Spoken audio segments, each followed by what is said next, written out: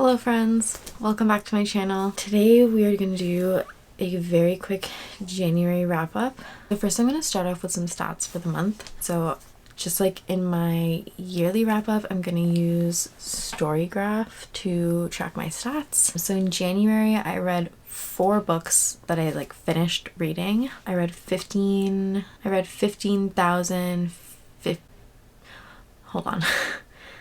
1,515 pages, which really is not a lot, but whatever. The moods that I had were emotional. So most of them were emotional, followed by reflective, lighthearted, dark, tense, mysterious, funny, and adventurous. In terms of genres, I had 2 romance books, 2 contemporaries, 1 young adult, 1 thriller, 1 mystery, and 1 fantasy.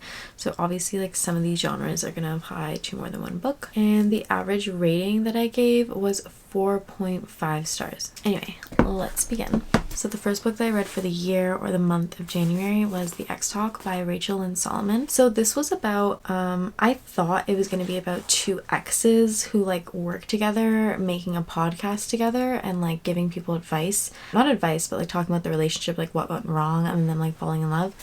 But it ended up being something completely different actually. It was actually basically, and after I read the back again, I realized what was going on. But basically these 2 people, Shay and Dominic, they work at this radio place, a public radio station, and they're trying to come up with a concept for a new show or podcast. It ends up being a podcast in the end. And they come up with this idea of 2 exes being on a podcast or a radio show together, giving people advice or talking to people about relationships and analyzing their own relationship and what went wrong.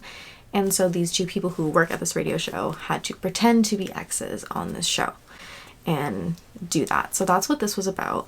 First impressions I'll say was that I really did the writing style. It felt very natural. I would say one of the most naturally written books that I've ever read.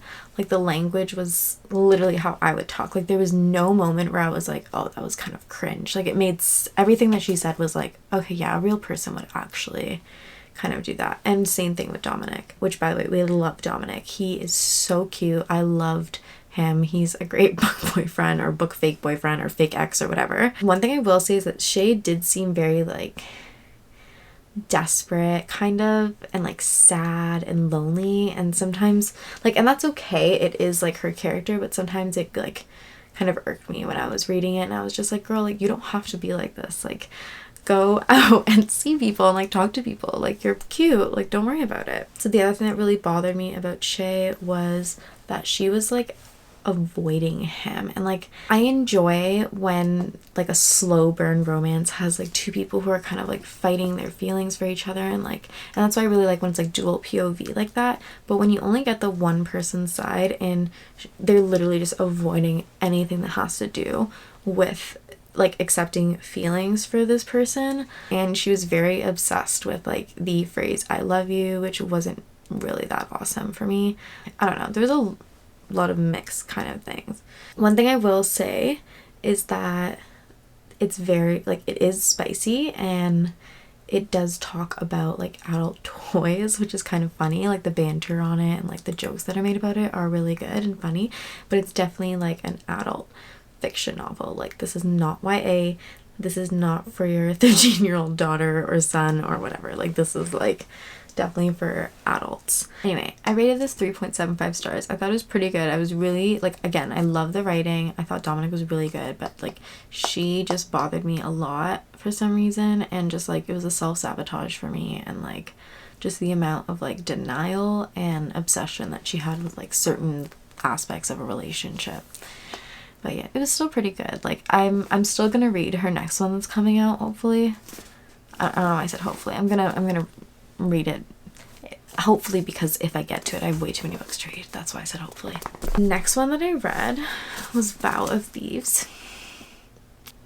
If you didn't watch my reading vlog for this, I read Dance of Thieves and then I read Vow of Thieves this month, and yeah, I really love this book and this duology. So I rated it 5 stars. it's definitely gonna be a top read for sure, forever. Like, I did learn that there's a whole series before this duology, so, and like a lot of reviews were saying that like it's written as if you're supposed to understand what's going on already, like going into it, and it's because there's a series that came out before it that like wasn't as hyped as this one, that nobody really knows about. But if you see like on the back here, it literally has like the 3 books. So I would say you can read it without them and it's still good, but if you want an understanding of the world building, because there is like a lot that they reference and I'm like, what are they talking about? And it's because it happened in these 3 books before. So if you want that aspect, I would say read those first. I'm probably going to read them just because I want more of this world. But yeah, so that was the only thing that I did kind of read a lot of reviews about, and someone actually commented on my video about that, and I was like, yeah, it's because there's a whole other series before this. But it was still really good. I enjoyed this so much. I love Jace and Cassie. Like, Cassie's a great character. She's so like fierce and awesome. Like, it's, yeah. But yeah, 10 out of 10, 5 stars for sure.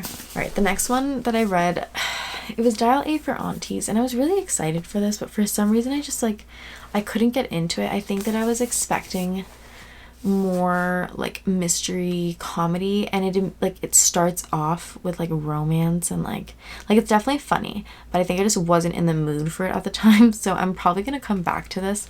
But yeah, I didn't end up reading this month. I think I got like, how many chapters in? Not even 4 chapters, like literally not even 4 chapters. So yeah, but I think it will be good when I eventually do pick it up again. Clearly we can tell that like my mood was not that though, because the next book I actually ended up reading was The Silent Patient by Alex Michaelides or something. This was really good. I rated this 4.25 stars. I had to kind of like sit with it and digest it for a bit in order for me to like actually give it a rating, because at first I was like, and if you know, you know.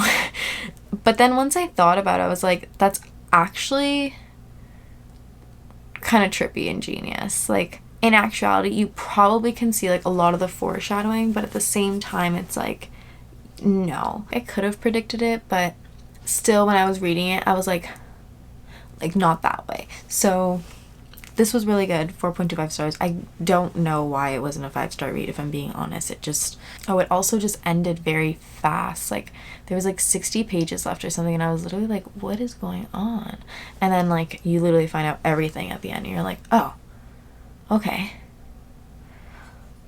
So yeah, but still a really good book. I would definitely recommend it. If you don't know, The Silent Patient is literally about the silent patient. This girl is found like with her husband dead, and she refuses to talk, and she's arrested, and she goes to this like psychological hospital, and she's literally just the silent patient. She will not talk about what happened, and this psychologist is like trying to make her talk basically and like figure out what happened.